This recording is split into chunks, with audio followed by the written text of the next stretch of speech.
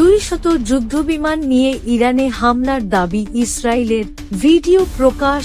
Israeli বিমানবাহিনীর প্রায় 200টি যুদ্ধবিমান Iran হামলায় অংশ নেয় বলে দাবি করেছে ইসরায়েলের সেনাবাহিনী।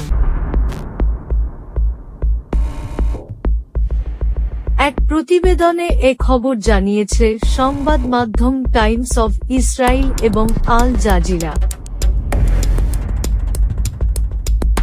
এতে বলা হয়, যুদ্ধবিমানগুলো 100টিরও বেশি স্থানে 300টির বেশি গোলা ফেলেছে।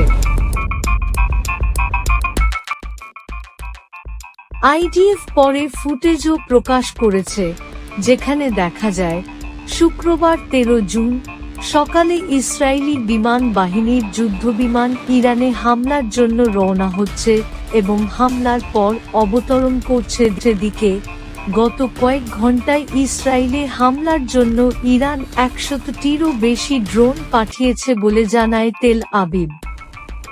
ইসরায়েলি প্রতিরক্ষা বাহিনীর আইডিএফ মুখপাত্র ব্রিগেডিয়ার জেনারেল এফি ডিফরিং এ তথ্য জানিয়েছেন।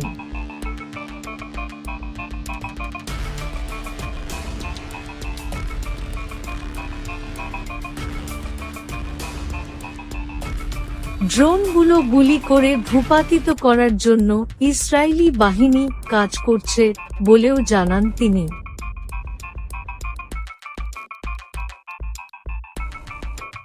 ইরান থেকে উৎক্ষেপণ করা ড্রোনগুলো ইসরায়েলে পৌঁছাতে কয়েক ঘন্টা সময় লাগবে বলে জানা গেছে।